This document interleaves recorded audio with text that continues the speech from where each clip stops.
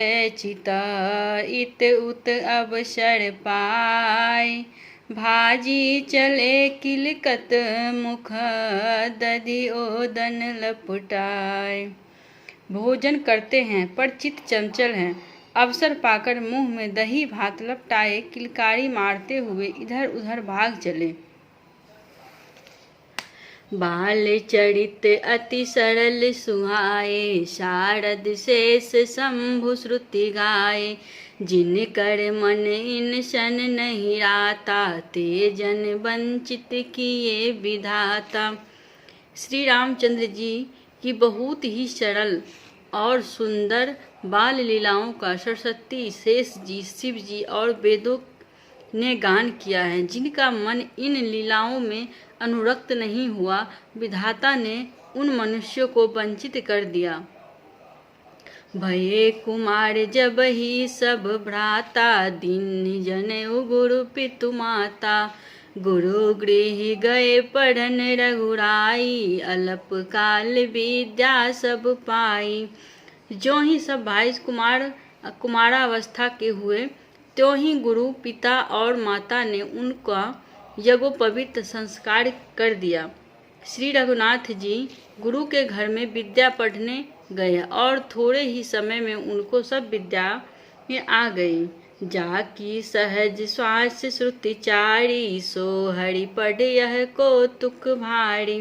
विद्या विनय निपुण गुणशीला, खेल ही खेल सकल नृप लीला। चारों वेद जिनके स्वाभाविक श्वास हैं, वे भगवान पढ़े, यह बड़ा कौतुक है। चारों भाई विद्या विनय गुण और शील में निपुण हैं और सब राजाओं की लीलाओं के ही खेल खेलते हैं। करतल बाण धनुष अति सोहा, देखत रूप चराचर मोहा। जिन भी तिन भी बिहिरहि सब भाई, थकित हो ही सब लोक लुगाई। हाथों में बाण और धनुष बहुत ही शोभा देते हैं, रूप देखते ही चराचर मोहित हो जाते हैं। वे सब भाई जिन गलियों में खेलते हैं, उन गलियों के सभी स्त्री पुरुष उनको देखकर स्नेह से शिथिल हो जाते हैं अथवा ठिठक कर रह जाते हैं। कौशलपुरवासी नर नारी, वृद्ध अरु बाल। प्राणहु ते प्रिय लागत सब, कहु राम कृपाल। कौशलपुर के रहने वाले स्त्री पुरुष बूढ़े और बालक सभी को कृपालु श्री रामचंद्र जी प्राणों से बढ़कर प्रिय लगते हैं। बंधु सखा संग ले ही बुलाई, बन मृग ज्ञानित खेल ही जाई। पावन मृग मार ही जिय जानी, दीन प्रति नृप ही देखा वही आनी। श्री रामचंद्र जी भाइयों और इष्ट मित्रों को बुलाकर साथ ले जाते हैं और नित्य वन में जाकर शिकार खेलते हैं। मन में पवित्र समझकर मृगों को मारते हैं और प्रतिदिन लाकर राजा को खिलाते हैं। जे मृग राम बाण के मारे, ते तनु तजी सुरलोक सिधारे। अनुज सखा संग भोजन करही, मातु पिता आज्ञा अनुसरही। जो मृग श्री रामचंद्र जी के बाण से मारे जाते हैं, वे शरीर छोड़कर देवलोक को चले जाते थे। श्री रामचंद्र जी अपने छोटे भाइयों और सखाओं साथ भोजन करते हैं और माता पिता की आज्ञा का पालन करते हैं। जेहि विधि सुखी होई पुरलोका, करिए कृपा निधि सोई संजोगा। वेद पुराण सुनहि मन लाई, आपू कहई अनुजह समुझाई। जिस प्रकार नगर के लोग सुखी हो कृपा निधान श्री रामचंद्र जी वही लोग संयोग करते हैं। वे मन लगाकर वेद पुराण सुनते हैं और फिर स्वयं छोटे भाइयों को समझाकर कहते हैं। प्रातः काल उठी के रघुनाथा, मातु पिता गुरु ना वही माता। आय सुमागी करहि पुर काजा, देखि चरित हर्षय मन राजा।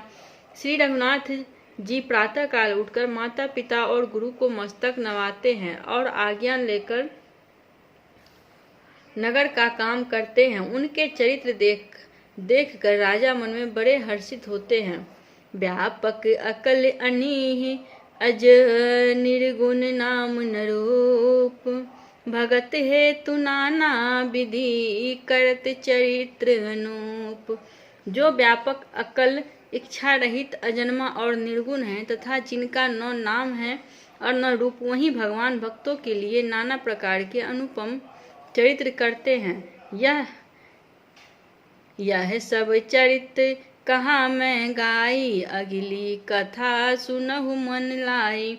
विश्वामित्र महामुनि ज्ञानी, बसहि विपिन शुभ आश्रम जानी।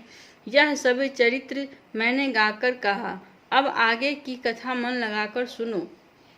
ज्ञानी महामुनि विश्वामित्र जी वन में शुभ आश्रम जानकर बसते थे। जह जप यज्ञ जोग मुनि करही, अति मारीच सुबाहु डरही। देखत यज्ञ निशाचर धावही, करही उपद्रव मुनि दुख पावही। जहाँ वे मुनि जप यज्ञ और योग करते थे, परंतु मारीच और सुबाहु से बहुत डरते थे। यज्ञ देखते ही राक्षस दौड़ पड़ते थे और उपद्रव मचाते थे, जिससे मुनि दुख पाते थे।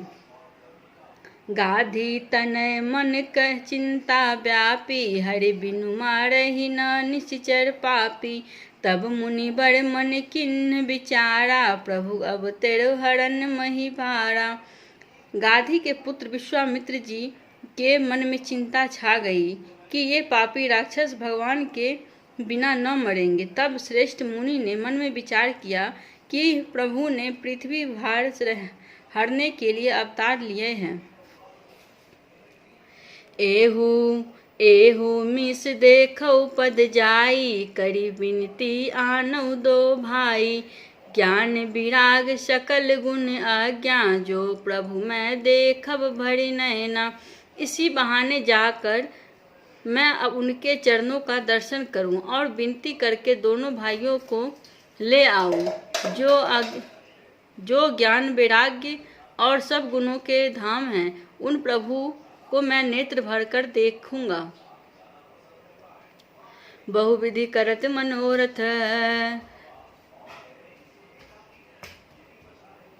जाति लागी नहीं बार। करी मंजन सरऊ जल, गए भूप दरबार।